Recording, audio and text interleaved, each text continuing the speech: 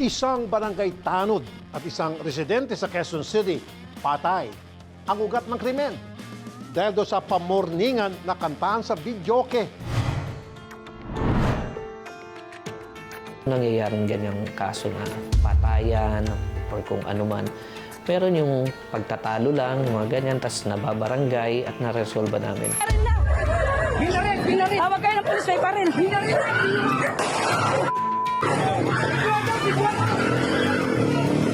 Narito naman ang masaklap na kwento ng isang sanggol na hindi pa man nag-isang taon, may tali na agad ang buhay.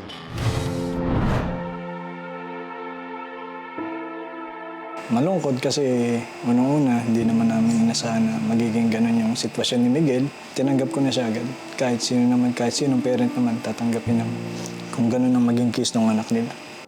Ako po, si Rafi Tulfo, ang kapatid mo.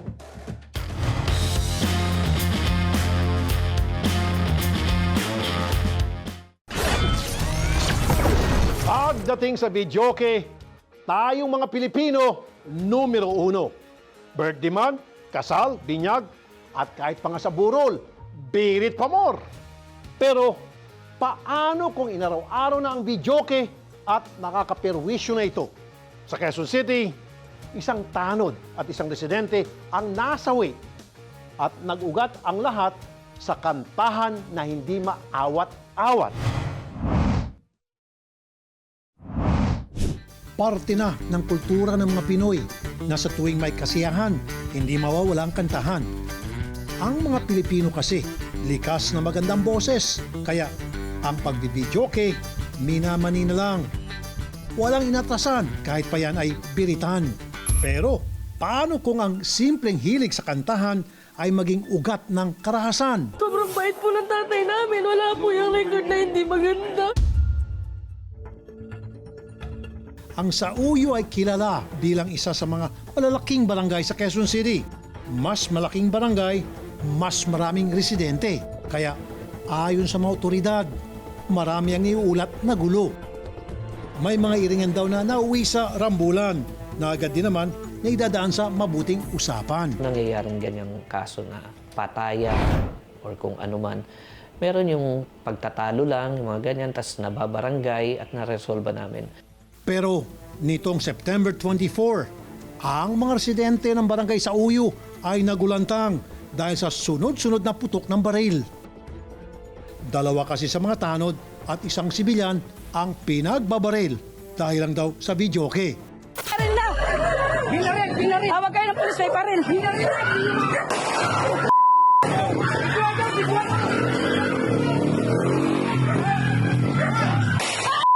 Si Purao! Binaril! Binaril si Purao! Ayon sa barangay chairman, pasado alas 10 ng gabi na makatanggap ng tawag ang kanilang opisina na may shooting incident sa isang bahagi ng kanilang barangay. Nakatanggap ako ng tawag mula sa aming tanggapan, sa aming BPSO, na nagkaroon daw ng shooting incident doon sa isang area namin. Isa sa pinakamalayong area ng barangay Sauyo. Nabahala raw ang barangay sa narinig na balita, lalo pat biktima rin ng kanilang mga kawani. So, first time nangyari ito na meron na disgrasya at mga tao pa ng barangay ang nadisgrasya. Ang dalawang tanod ay kinabibilangan nina Cornelio at Ambrosio na parehong naka-duty at naka-assign sa kanilang satellite station. Habang ang sibilyan naman na nabaril din ay kinilalang si Pelagio Cabado. Kung papanoorin ang video ng pamamaril na agad kumalat sa social media, tila ang kumusyon ay nagsimula lamang sa simpleng videoke. Ano ba nangyari? Ay! Ay! Si Purao! Binaril!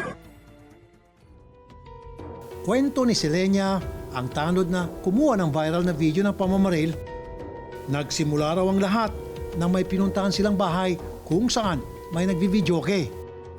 Lumalalim na kasi ang gabi, kaya nais nilang pakiusapan ang mga ito na tumigil na.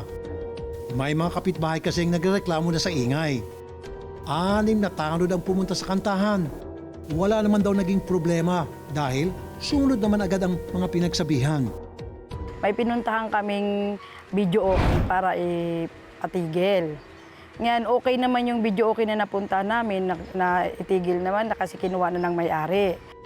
Ngunit, nang pabalik na sila sa barangay hall, isang lalaki na kinilalang si Ernie Tambawan ang bigla na lang nagreklamo. Ayon sa kanya, may pinapaburan daw ang mga tanod pagdating sa paninita ng mga nagbibidyoke. Kukomplain siya na nung sila raw ang may video okay, ay pinatay daw namin agad. Tapos, kami daw mismo mga barangay ang nagpatay. Sinubukan paliwanagan ng mga tanod si Ernie, pero iginit niyang hindi patas ang barangay. Yung nakikipag-conversation kami sa kanila na hindi namin gawain na magpatay ng video okay. Ang ginagawa namin, pagsasabihan lang namin kayo. Ang eksenang ito ay malinaw ding nakunan sa video. Kami nagpapatay niyan. Pinatay sila. Pinatay na kanan. May kumakanta. Pinatay yung mismo nila. Hindi pinatapos. Sino nagpatay? Mismo sa mga barangay nyo. Yung may napatay dito. Habang patuloy ang diskusyon sa pagitan ng mga tanod at ni Ernie, Dahil dyan sa wala na. Kinuha na ng isang residente naman ang lumapit para ipagtanggol ang mga tanod. Sige na, tama na yan. Halika na. Boy, wag ka na makisali. Ito'y kinilalang si Pelagio Cabado. Wag ka na makisali. Nung una ay pinagsabihan lang naman niya si Ernie na ginagawa lang ng mga tanod ang kanilang trabaho. Uwi mo na. Uwi na, hay. Ayan, natuloy. Pero ang dapat sana'y mapayapang diskusyon, mabilis na nauwi sa suntukan. Makisali, boy. Wag ka na. Sige na. Si Ernie raw kasi, bigla na lang sinakal si Pelagio. Uwi na, hay. Ayan. Sinubukan pa silang awatin ng mga tanod. Sige na po. Pero maya-maya pa, Hala!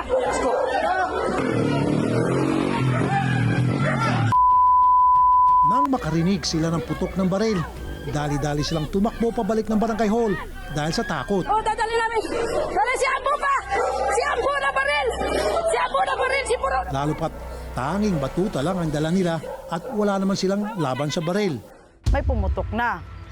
So pag putok ng baril, sinabihan ko yung mga kasama ko na umalis na kayo, humingi na kayo ng tulong, tumawag kayong pulis. Sabi ko, tumawag na kayo ng pulis. Hindi nila alam kung sino nagpaputok ng baril at kung mayroon bang tinamaan. Kahit pakabado na, ay pinagpatuloy pa rin ni Selina ang kanyang pagbibidyo. Tawag kayo ng pulis! May baril, tawag kayo ng pulis! Sa video, makikita na dumaan si Ernie sa harap ng nakamotor habang sakay ang isa pang lalaki. Laking gulat niya raw nang barilin ng nakaangkas sa motor ang kasama nila na si Cornelio. Ang gunman ay kinilalang si Ricardo Lucas na ayon sa barangay ay isang tambay. Agad namang tumawag ng ambulansya at pulis ang barangay. 3 ang nakumpirmang nabaril. Si Pelayo na siyang nakainitan ni Ernie, binaril sa likod at tumagos sa dibdib. Ang tanod na si Ambrosio ay tinamaan sa tagiliran. Ang isa pang tanod na si Cornelio ay may tama naman sa kanyang likod. Sabay-sabay na dinala ang 3 sa pinakamalapit na ospital. Habang sila Ernie at Ricardo ay agad na tumakas, sakay ng kanilang motor. Ang video na kuha ni Selina ay naging pangunahing ebidensya ng mga otoridad para pag-aralan ang insidente. Pero ang kanyang pag-video ng insidente nag-iwan ng matinding pangamba sa kanya. Medyo nakakakaba dahil syempre, sa akin yung video. Hindi ko alam kung anong mangyayari sa akin ngayon. Kaya naman, agad na nagkasa ng manhunt operation ang Quezon City Police District para mahuli ang mga suspect. Sa joint operation ng Talipapa Police at Criminal Investigation and Detection Unit ng QCPD, matagumpay na natuntun sina Ernie at Ricardo. Matagumpay na natuntun itong mga suspect na nagtatago dito sa isang apartel sa Payatas. Agad din na sila ay na-appraise ng kanilang mga rights at agad na dinala dito sa detention facility ng Criminal Investigation and Detection Unit para sa investigation. Abangan, kumusta na kaya ang lagay ng mga nabaril na biktima? Ang mga pulis naman, may binunyag tungkol sa mga suspect na sina Ernie at Ricardo. Tutok lang dito. Magbabalik pa ang kapatid nyo. Sabay-sabay naman na naidala sa pinakamalapit na ospital sila Pelayo, Ambrosio at Cornelio. Hindi pare-pareho ang kanilang kapalaran. Agad na binawian ng buhay si Pelayo sa ospital kaya hindi na naisalang pa sa operasyon. They were brought, ditong tatlo ay they were brought to the nearest hospital. Unfortunately, itong si Cabado na residente ay he was pronounced dead on arrival. Ang tanod na si Ambrosio naman, sa awa ng Diyos, naagapan at naoperahan sa Quezon Medical Center. Himala raw kung may tuturing dahil siya mismo ay hindi siguradong mabubuhay dahil sa dami ng dugong nawala sa kanya. Hindi na ako umiimik nun eh. Basta iniisip ko na lang, huwag lang tumagas yung dugo ko ng marami para hindi ako maubusan ng dugo. Kaya yung paghinga ko, inaalalayan ko lang, tinatakpan ko lang yung tiyan ko para yung dugo hindi ganong bumulwak sa tiyan ko. Ngayon ay nagpapagaling na siya habang bitbit pa rin ang takot na dulot ng trahedyang sinapit. Habang si Cornelio na isa pang tanod, maraming pagsubok pa ang pinagdaanan. Halos sumuko na raw ito ayon sa kwento ng anak na si Julie. Ang unang ospital daw kasi na pinagdalhan sa kanya, hindi raw sila inasikaso, kaya kinailangan siya ilipat sa katapat na ospital. Ultimong ambulansya ay hindi raw sila pinahiram, kaya matindi ang naging hinanakit nila. Una pong pinagdalhan sa kanya sa Nova District. Kaso po, hindi po siya inano doon, hindi rin po siya inasikaso doon sa Nova District. Tapos may nangihiram po ng ambulansya. 5 po daw yung ambulansya na nandun, pero hindi po siya pinahiram. Ang pinahiram lang po is yung stretcher na lumang-luma pa daw po, para lang mai-transfer si Papa doon sa katapat ng ospital, which is yung Bernardino. Nang mailipat, saka lamang daw nalapatan ng paunang lunas si Cornelio. Pumunta po kagad kami kung saan ospital po siya dinala. Doon po napuntahan na abutan ko po siya sa may Bernardino. Nilalapatan po siya ng first aid kasi itatransfer po siya sa ibang ospital kasi wala po silang sapat na mga para kailangan po kasi ng surgeon. Kaso nga lang po hindi po siya maibiyahe dahil po sobrang baba po ng BP niya. Ang BP niya po is 60/40, yung BP po niya. Kaya may mga inano po sa kanya na gamot para tumaas yung yung BP niya. Pero si Papa kasi noon gusto niya na talaga na parang nagsasabi na siya na hindi niya na po kaya. At hindi pa raw doon nagtatapos ang mga pagsubok. Pagkatapos malapatan ng first aid, kinailangan ulit siyang ilipat ng ospital dahil wala raw surgeon na mag-oopera sa kanya. 3:00 na ng umaga ng sumunod na araw nang sumailalim si Cornelio sa operasyon. Ayon sa doktor, internal bleeding daw ang sinapit ng tanod. Binuksan yung abdominal niya, doon lang po nakita na may tama po siya. Yung bala po is tumama. Kasi ang baril po na tumama sa kanya is 45, which is double action daw po yun. Sumasabog po talaga, sisirculate siya sa loob, tapos doon lang po siya sasabog. Saka may natira pa po, may lumabas po na bala. Ang sabi po ng doktor, may mga natira pa daw po na mga 4, ng basyo doon kahit paano. Kaya po, yun yung talagang talaga sa tatay ko. 70% ng atay ni Cornelio ang kumpirmadong na-damage, kaya sila Julie ay pinaghandaan na ng mga doktor. Critical daw ang kondisyon ng ama. 2 beses siyang sumailalim sa operasyon. Habang nasa operating room, ang mga anak naman ni Cornelio ay walang ibang magawa kundi ang maghintay at magdasal. Nakita ko po yung tatay ko na nahihirapan. Ayun po yung pinakamasakit, yung nakita mo yung tatay mo na nahihirapan po. Para kay Rafi, na bunsong anak ni Cornelio, mahirap man daw ang kanilang sitwasyon. Sinikap niya para pa ring palakasin ang loob ng ama. Kahit pa sinasabi na nitong gusto na niyang sumuko. Sabi lang po ng tatay ko na, Rafi, hindi ko na kaya, nahihirapan ako, ang sakit ng sugat. Tapos sabi niya po na baka hanggang dito na lang ako. So ako po sobrang kinakabahan na. Pero ang sabi ko sa kanya, pa, kaya mo yan pa. Kayang-kaya mo yan. Lumaban man si Cornelio ng ilang oras, tuluyan pa rin siyang pumanaw. Ang asawa niyang si Marites, minabuti na manatili na lang sa bahay dahil sa nerbiyos. Habang umaasa na makakauwi ang asawa ng buhay. Kaya ang kanilang mga anak ay hindi alam paano ibabalita sa ina na nawala ng ama. Nung dumating yung anak ko, sabi niya sa akin, "Ma, hug kita." Sabi ko, "Hug mo po." Sabi niya, tapos binulong niya sa akin, "Ma, wala na si Papa." Sabi ko, "Ano?" "Ma, wala na si Papa." 3 beses ko yun inulit sa kanya. Talagang naramdaman ko yung umiyak talaga ako ng todo. Nabigla ako. Ang alam ko, babalik siya sa amin. Yun yung po yung pinakamahirap na desisyon. Para sa akin as anak, sobrang hirap po dahil bukod po doon parang feeling ko nasaktan ko rin po yung magulang ko dahil nga po binigla ko rin siya. Ang pagkamatay ni Cornelio ay isang trahedyang hindi raw basta-bastang makakalimutan ng pamilya. Nabigla talaga kami. Namin alam kung anong namin ngayon, pero kakayanin, siyempre. Ako kakayanin ko rin kasi bilang isang nanay. Sana, sabi ko nga sa kanya, gabayan niya kami.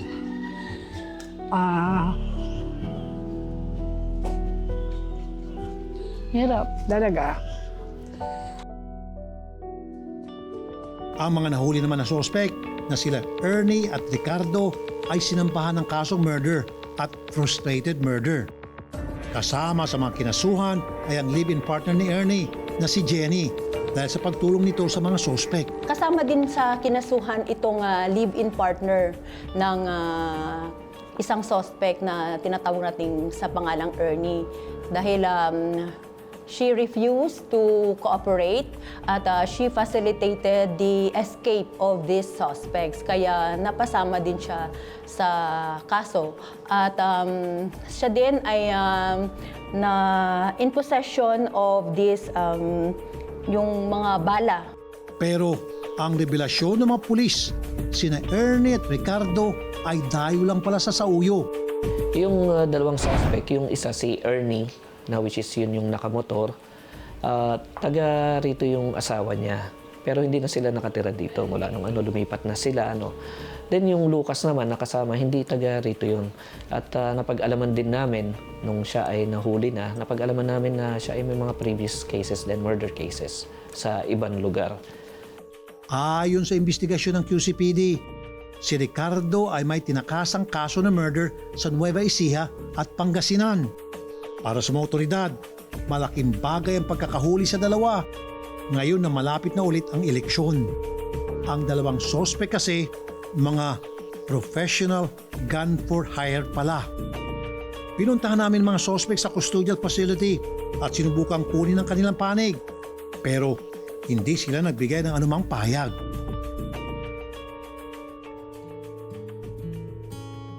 Naniniwala naman daw ang mga pamilya ng 3 biktima na makakamit nilang hustisya para sa mga mahal sa buhay. Pero ang sakit at galit na kanilang nararamdaman ay hindi basta-basta mawawala. Sobrang gigil, sobrang galit dahil walang kalaban-laban yung tatay ko, binaril, nakatalikod, naglalakad. Pero ang gusto ko lang naman sana sa kanila itanong, ganun na lang po ba yung buhay? Akala ko po kasi dati, Diyos yung kukuha sa atin. Pero masakit lang po sa amin na kapwa-tao mo rin talaga yung kayang kumuha ng buhay sa kapwa-tao. Kaya kaisa ng pamilya ang barangay Sauyo na naninindigan na walang magpapareglo sa mga sospek. Sisiguraduhin naman ng QCPD na ang kaso ay tututukan at ang mga sospek ay mapaparusahan. Pinatutukan po ng ating district director itong ating kaso na ito na hinabilin po niya sa family na hindi sila ituloy yung kaso at hindi sila papatinag kung anuman at ang inyo pong kapulisan ay patuloy pa rin po na naghahanap pa ng mga ibang ebidensya para din po mapandagdag katulad nitong mga records. May panawagan naman ang barangay Sauyo para maiwasan at hindi na maulit ang ganitong insidente. Ako'y nananawagan sa aming mga kabarangay sa nasasakupan ko na sumunod na lang sa pinatutupad nating patakaran o sa mga batas na ipinatutupad natin. Total, ito ay para sa kanila rin naman, para sa ikabubuti o ikaayos ng ating lugar. Kasi tulad nung nangyari, dahil lang sa video, merong kailangan mamatay. Napakababaw na dahilan para mawala ang dalawang buhay. At nakakaawa naman ang mga naiwang pamilya. Ang bangkay ni Pelayo ay inuwi ng kanyang pamilya sa kanilang probinsya sa Isabela. Si Ambrosio ay nagpapagaling na sa kanilang bahay na amin na ring inabutan ng tulong pinansyal upang pangdagdag sa pambili ng gamot habang nagpapagaling. Maraming salamat po dito sa tulong na pinadala ni Sierra Pertolpo. Kay Idol, maraming salamat po sa tulong niyo na binigay sa akin. Salamat po. Nagpaabot din kami ng tulong sa pamilya ni Cornelio. Hangad naming makatulong ito sa kanilang mga gastusin sa muling pagsisimula sa buhay. Nagpapasalamat po ako kasi may naibigay po kayong financial assistance. So, malaking tulong po ito sa namin sa pamilya po namin. Walang masama kung tayo ay magdidiwang ng anumang okasyon.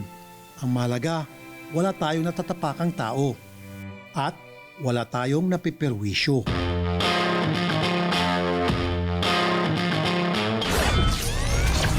Natural sa mga mag-asawa ang humiling ng biyayang anak. Pero paano na lang ang gagawin mo kung ang munting anghel na ibinigay sa iyo ay bilang na lang ang araw sa mundo?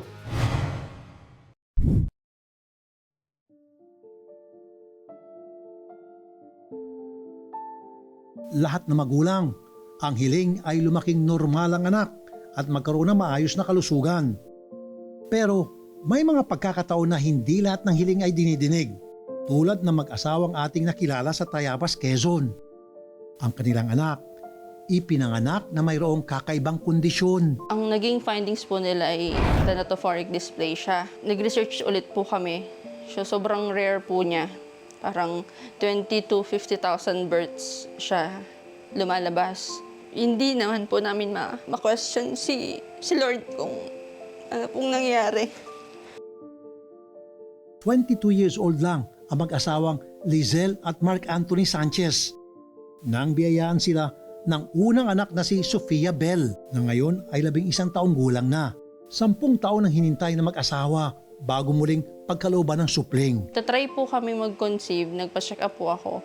So nakita po na may PCOS po ako. Advice po ng OB ay magbawas. After ilang years, 10 years, hindi rin po namin ina-expect talaga kasi nga po, hindi rin naman po kami nagko-control. Kasi nga po ay gusto rin naman po kami magka-baby. Kampante na sila noon na baka isa lang talagang anak na ipagkakaloob sa kanila ng Diyos. Pero noong 2023, nakaramdam si Lizelle ng kakaiba sa kanyang katawan. Madalas na siyang magsuka at mahilo. Sinubukan nila mag-pregnancy test at dito na nga nakumpirmang buntis na si Lizelle. Masayang mag-asawa, lalo pat baby boy ang dinadala ni Lizelle. 21 weeks po ako noon. Siguro 2 weeks nga po before nung anomaly scan. 21 weeks po ako noon. Tapos habang in-ultrasound po ako noon, nagtanong po siya. Sabi niya, meron po ba sa inyong may sakit? Sabi ko, bakit po? Sabi niya, hindi niya po agad masabi kasi hindi po siya yung OB ko. Sabi niya, yung OB mo na lang ang magpapaliwanag. Bigla raw nakaramdam ng takot ang mag-asawa. Ang nakasulat kasi sa findings ng ultrasound ay micromelia. Hindi raw nila alam ang ibig sabihin nito. At dahil wala pang doktor ni Lizelle, minabuti na lang sila na mismo ang mag-research tungkol sa sakit. Nakita nilang maiksi ang mga kamay at paa ng bata. At ang ulo nito ay bahagyang malaki. Dahil sa pangamba, nagpa-ultrasound ulit si Lizelle. So, ang naging findings po nung sonologist ay achondroplasia. Para na rin po siyang kapamilya ng dwarfism. So, nag-research po kami kung paano alagaan yung ganong case. Kasi may mga nakikita po naman po tayo ng mga talaga nagsusurvive sa dwarfism. Malungkot kasi una, hindi naman namin inasahan na magiging ganun yung sitwasyon ni Miguel. Although binigay ni Lord na lalaki yung magiging second baby namin, tinanggap ko na siya agad. Kahit sinong parent naman tatanggapin naman. kung ganun ang maging case ng anak nila. Walang idea ang dalawa kung bakit nagkaroon ng ganitong kondisyon ng kanilang anak. Dahil wala naman daw sa lahi nila ito. Dumating po yung January, mga 31 weeks po. Sinukat po ulit nila si baby. So parang yung sukat po niya na 17 weeks, yung limbs niya. Parang 2 days lang po yung nag-grow. For 17 weeks and 2 days lang po. So sobra talagang iksi po. Tapos yung kanya pong tiyan, yung parang bell shape po. Ang tawag po nila thorax. Ang naging findings po nila ay thanatophoric dysplasia. Sumangguni kami sa isang eksperto para lubusang malaman kung ano ba ang pambihirang kondisyon ni Baby Miguel. Thanatophoric dysplasia ay isang skeletal dysplasia. Ibig sabihin, problema ito sa buto.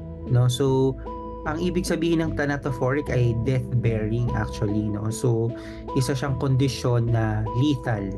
So, nakakamatay itong kondisyon na to primarily because of the presenting signs and symptoms, no, na apektado syempre yung yung mga buto, sobrang mga maliliit, no.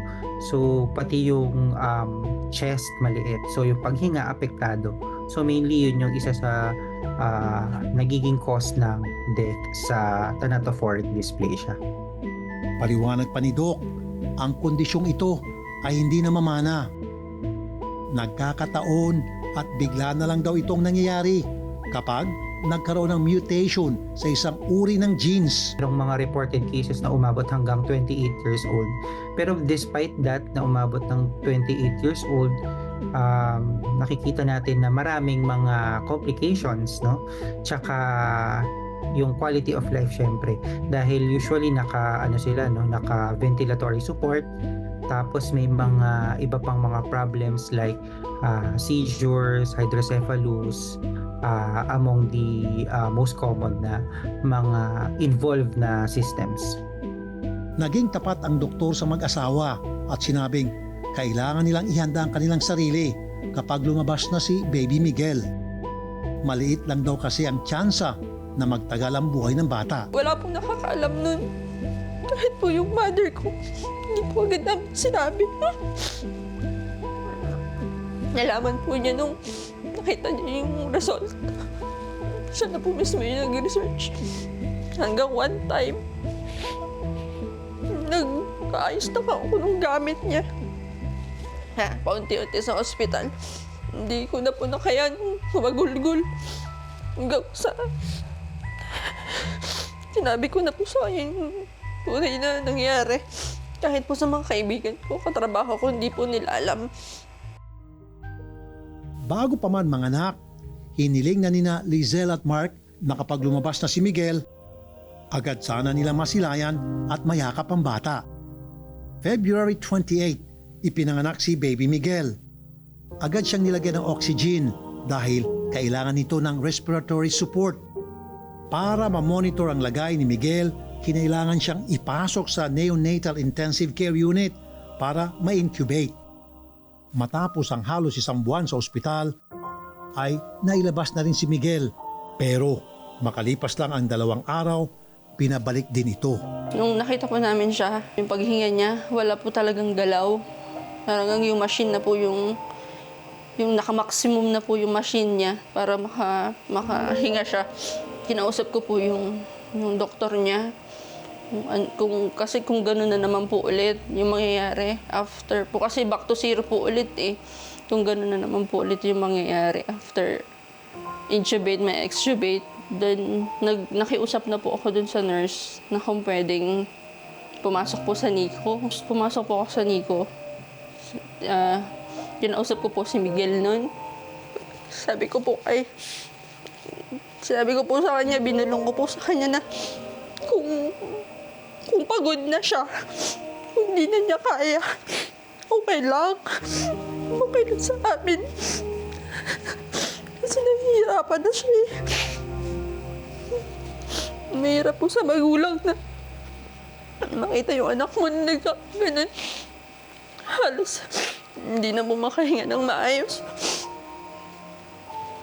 Tapos after po nun, Wala, isinuko na po namin si Miguel kay Lord. Pinilit pa ni na Lizelle at Mark na magpabinyag si Miguel kahit nasa ospital pa ito. At 3 araw matapos mabinyagan, himalang naging maayos daw ang lagay ni Miguel. Na-extubate po ulit siya. Gumanda po yung progress niya. Tapos po, after po, 3 days na yon, tumawag po sila na Mami, pwede ka na pong pumunta dito sa NICU para po magpa-breast milk. Nung time lang po na yun namin siya nahawakan. Hanggang dumating po yung April.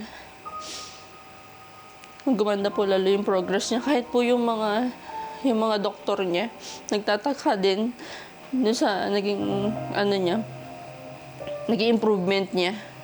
Kasi ngayon lang daw po sila nakahawak ng case na nag-survive ng ganong katagal. Tinest din ang mga organs ng bata. Nakitang normal lahat at walang problema. Kaya lalo raw nagtaka ang mga doktor nito. Matapos ang 52 days sa ospital, ay mawi na raw nila si Baby Miguel. Pero ang problema nila mag-asawa, hindi pa natatapos. Lumobo na kasi ang mga bayarin nila sa ospital. During po ng maternity ko, wala naman po akong sweldo noon. Kasi yung galing lang din po sa SSS. Pinang-cover lang din po dun sa bill ni Miguel. Halos umabot po ng 700 yun. Iba pa po yung expense namin sa binibiling gamot. Noong time po na yun, nalaman na po din, naghingi na din po ako ng tulong dun sa company ko.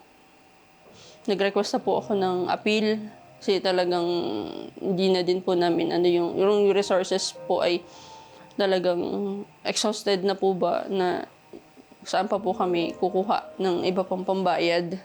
Tila may bumulong daw kay Lizelle na i-post sa TikTok ang sitwasyon ni Miguel. Kaya gumawa siya ng video at agad niya itong pinost. Tapos nung nagawa na po ako ng video na nag-ano po ng prayers at saka ng financial support, sobrang dami pong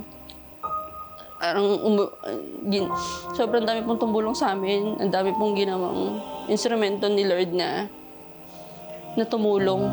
Kaya po kahit pa paano po ay napunan po yung ibang bills po namin sa ospital.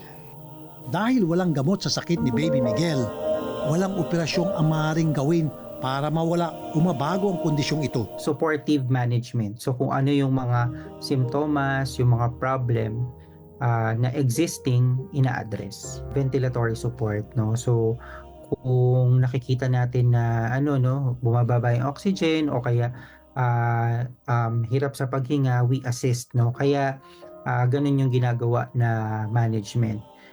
Aminado si Lizelle na talagang nangangapa pa silang mag-asawa sa pag-aalaga kay Miguel mula sa pagpapakain, pagpapaligo, pagpapatulog, paggamit ng nebulizer at paglagay ng oxygen. Lalo pat pareho silang kailangan pumasok sa trabaho. Yun, sa pag-aalaga kay Miguel tulad ngayon, nauubo siya. Hindi naman yung ubo kumbaga na sasamid. Madalas yung secretion niya. Mahirap kasi hindi mo alam kung paano mo tutulungan yung anak mo. Buti nandyan si biyenan ko, si misis ko. Sila yung madalas na nag-aalaga kay Miguel. Yung isang lola niya po, pumupunta dito sa... Pag nakalis na po kami sa umaga mag-asawa, pumupunta po siya dito para may katulong po yung mother ko. Nangingitim na po halos siya pag umiiyak. Bawal po kasi siyang umiyak na matagal kasi nga po ay hinihingal siya. Baka po ba biglang yung airway po niya ay matabunan o matumigil yung paghinga niya. Yun po yung iniiwasan. Ngayon ay 7 buwang gulang na si Baby Miguel. Pero ang timbang niya ay halos 4 na kilo lang. Maikukumpara sa bagong silang na sanggol. At hindi tulad ng ibang sanggol, hindi niya pa kayang dumapa o kaya na may buhati ng kanyang ulo. Yung mga batang may hematophoric dysplasia, hypotonic din sila, no? So talagang sa start pa lang may na talaga, no? Motor delay na tayong makikita.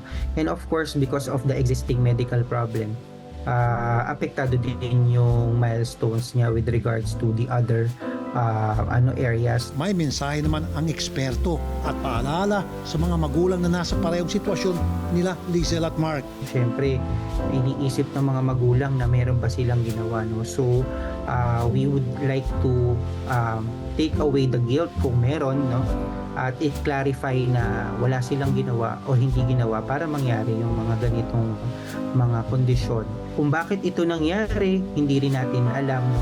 Hindi siya dahil sa ginawa or hindi ginawa ng mga magulang.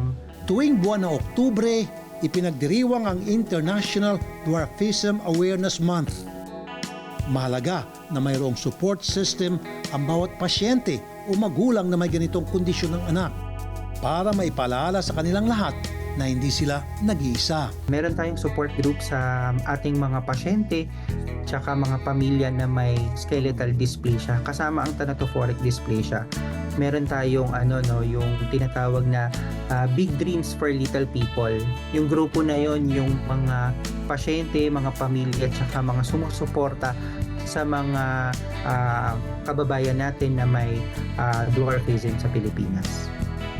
Nataon na sa araw ng ating pagbisita ay may ginanap na volleyball for a cause para kay Miguel, ang batch ng 1991 ng Quezon National High School. Ang relationship namin kay Bibi Miguel is yung bali apo siya nung isang batch 1991 from Quezon High. So nalaman namin last week lang na may pangangailangan siya na life support niya ang oxygen. So naisip namin na magpa one day league for ACOS. Isa din po na naging kaugalian ng bawat team na magcha-champion, usually ang premyo po ay iniiwan na din, hindi na kiniklaim ng team, ibinibigay na rin po dun sa beneficiary namin. Ang mag-asawa, walang hanggan ang pasasalamat sa mga nagpapaabot ng tulong sa kanila. Malaking bagay kasi ito para sa mga pangangailangan ni Miguel. Lahat naman po ng magulang gagawin lahat para sa anak. Talagang parang naka-default na po ata talaga yun sa magulang. Yun. Talagang lahat ng magulang po sobrang tatag.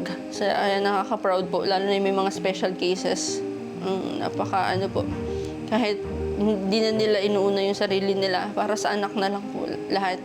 Ang mag-asawa, may mensahe naman para sa kanilang uniko iho. Ay Miguel, sana samahan mo pa kami ng matagal. Bilang mga magulang, gagawin namin lahat para mapasaya ka namin. Siya yung naging dahilan para lalong lumakas yung faith namin kay Lord. Yung tumagal po siya ng 7 months. Hindi na po biro. Every time po napapasok kami, siya po yung nagiging motivation namin para magsipag. Siguro nga po may dahilan si Lord kaya sa amin siya binigay. Kaya po, malaking ano po sa amin si Miguel, malaking blessing. Sa aming pagbisita sa kanilang munting tahanan sa Tayabas, Quezon, nagpaabot na rin kami ng mga gatas, diapers, vitamins, sabon panligo at shampoo. Kasama na rin dyan ang cash assistance para kay Miguel. Habang buhay po na pasasalamat at kay Idol Rafi sa tulong niyo po, tulong financial po at sa mga gamit po ni Miguel. Sobrang laking tulong po nito para sa kanya, sa daily expense po niya, sa medical expense po niya. Taos puso po kami nagpapasalamat kay Idol Rafi. Sana po ay patuloy po kayong pagpalain ni Lord. Maraming salamat po kay Senator Idol Rafi sa lahat po ng staff na bumubuo ng kanyang team at sa lahat po ng tao na ginamit ni Lord para makatulong sa amin pinansyal sa patuloy na nagdarasal para sa tuluyang paggaling ni Miguel. Maraming salamat po sa inyo. Sabi nga nila, hindi matutumbasan ang pagmamahal ng mga magulang sa anak at walang salitang makapagsalarawan sa lahat ng sakripisyo na kaya nilang ibigay.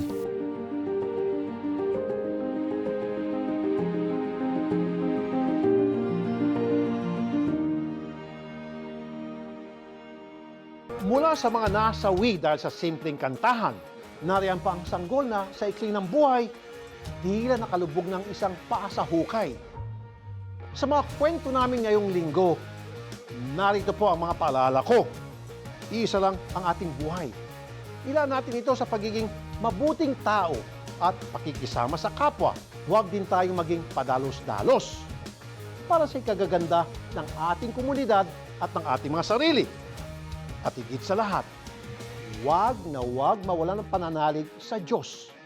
Hanggang sa muli, ako po si Rafi Tulfo, ang kapatid mo.